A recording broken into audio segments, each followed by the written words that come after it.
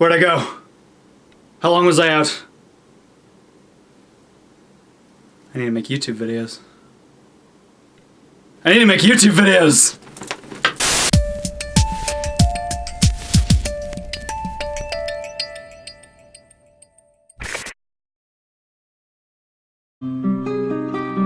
Well now, it's certainly been a while since I've made one of these, hasn't it? In fact, it's been a while since I've made any kind of a video.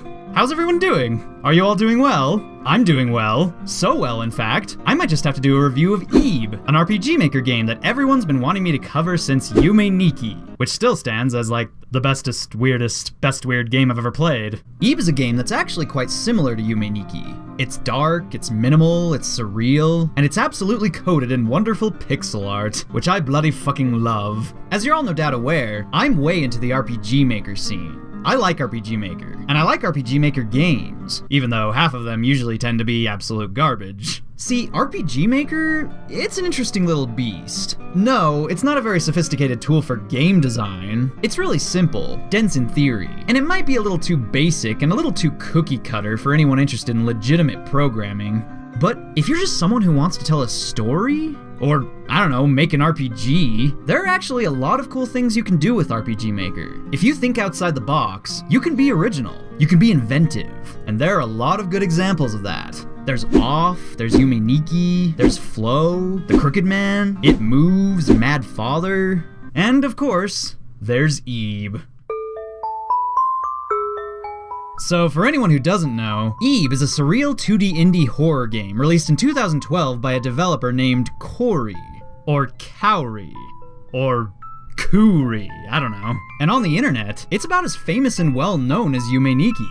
So it's not really much of a hidden game. We're doing such a good job with this show, guys. We're introducing people to so many games they've never heard of before. Yay. Anyway, Ebe is a game I've been wanting to cover ever since I first played it. This is an insanely creative horror game, and it's among the finest to ever come out of RPG Maker. It's one of those games that prides itself on being creepy and weird, rather than just scary, which in my opinion is a lot more interesting. I like games that are haunting and memorable, much more so than games that try to just flat out frighten or disgust me. And haunting and memorable is what makes Ebe so special. In Ebe, you play as a shy little 9-year-old girl with blood-red eyes, named Ebe.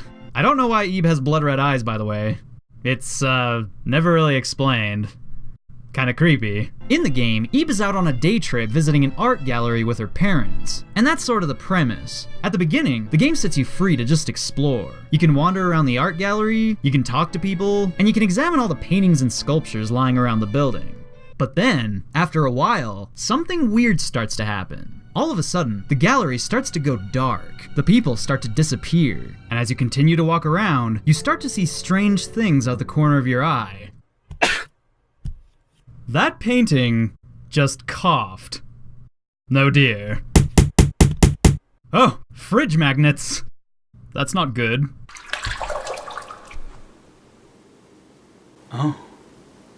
At this point, it's clear there's no way out of the gallery. You're trapped, and you have no choice but to venture deeper into the unknown. As you press on, the game gets more tantalizing and surreal. Paintings on the wall start to move, inanimate sculptures come to life and stalk you, and the wallpaper gets a little handsy.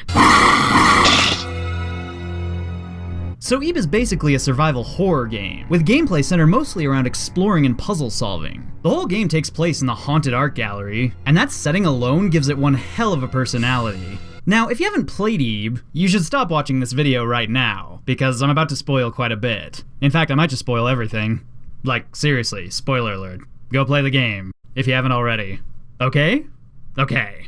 In all honesty, if I had to think of a game that Ebe had the most in common with, it actually wouldn't be Yume Nikki. No, not at all. It may be as surreal as Yume Nikki, and it has the same kind of creepy, bizarre appeal, but like I've said before, I don't really consider Yume Nikki a horror game. No, that game's just strange. The only thing you can really compare Yume Nikki to is LSD Dream Emulator. But Ebe? Ebe actually has much more in common with The Witch's House, another RPG Maker horror game that came out, apparently, in the exact same year.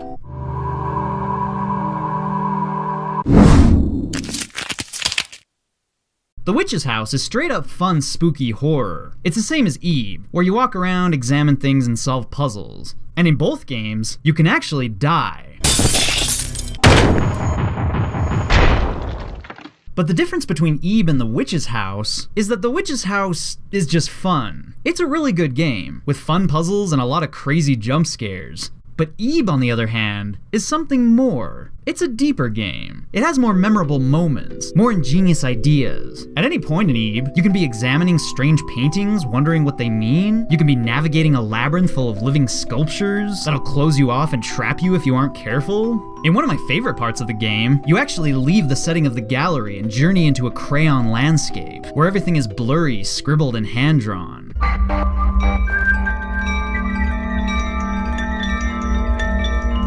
I mean, this game just doesn't get boring. It's phenomenal for a free game made by only one person. And the setting, God, the setting.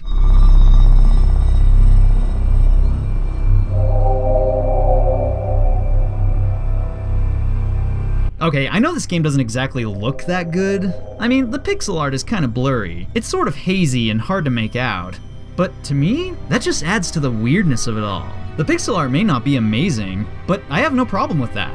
The world it creates is just extraordinary. The massive art gallery that changes, grows, and shifts as you explore it, this setting just stuck with me. I had that feeling after I played it where I didn't want to leave.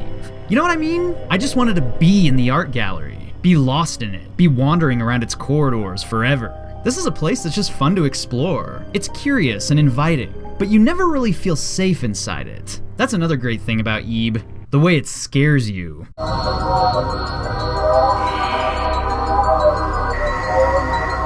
Now, I wouldn't exactly call this game very scary. I mean, in some ways, it's about as scary as Luigi's Mansion. But you know what I like about it? Whenever it tries to scare you, it does it in the name of creativity.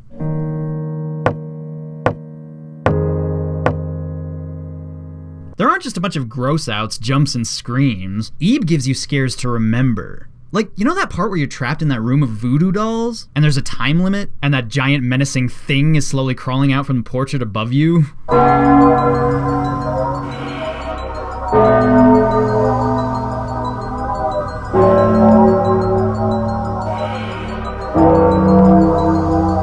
I mean, God, that's gotta be one of my favorite moments from any horror game. And hell, even just the simple little creepy things. Like when paintings leap off the wall and start crawling towards you. Or, I don't know, when things like this happen.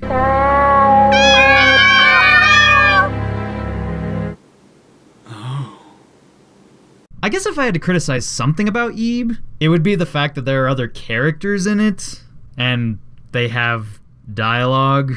Ebe, are you okay? Sorry I'm late. Ugh, I feel like I'm being watched in this room. Talk about unsettling. Ugh, you gotta be pretty clever to come up with this stuff. Okay. I know a lot of people really love the characters in Ebe, and I guess I understand. I mean, you do sort of get attached to them, and you don't want anything bad to happen to them as the game progresses.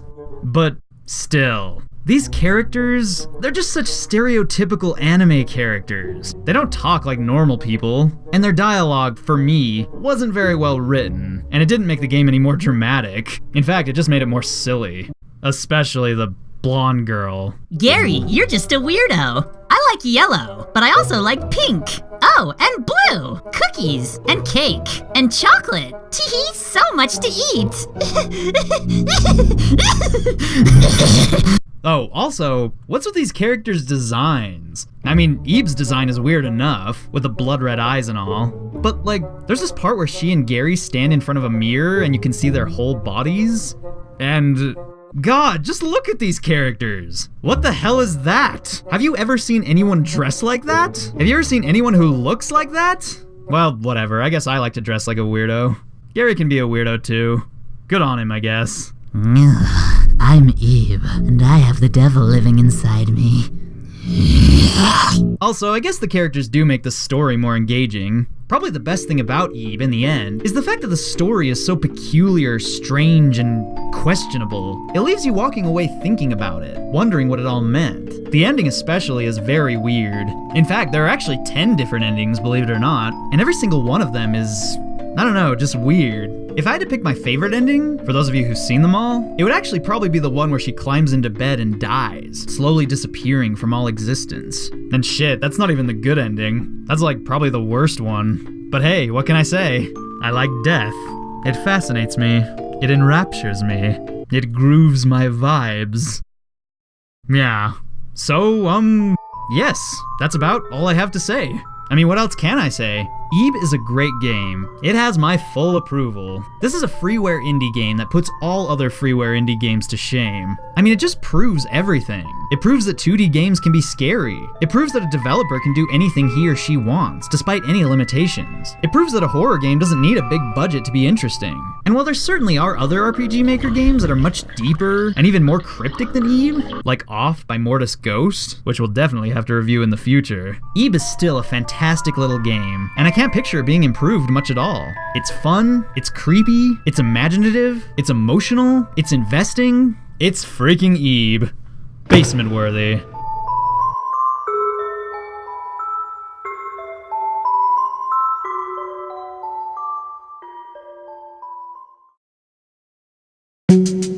Hey everyone, and thank you guys for watching this episode of Hidden Games. Resident Evil month is the longest month in the world, and it's not over. You'll see. Just be patient, shit. Right now, I'd like to take a moment to thank my top supporters on Patreon. WanderGirl108, Jose Garcia, Kira Dude, Nathan Stapleton, Xantippe Pink, Delta Dellis, Noah Vilgrain, Twinblade Mel, Duncan, and Amanda Johnson. I love you all so much I could kiss you with my teeth.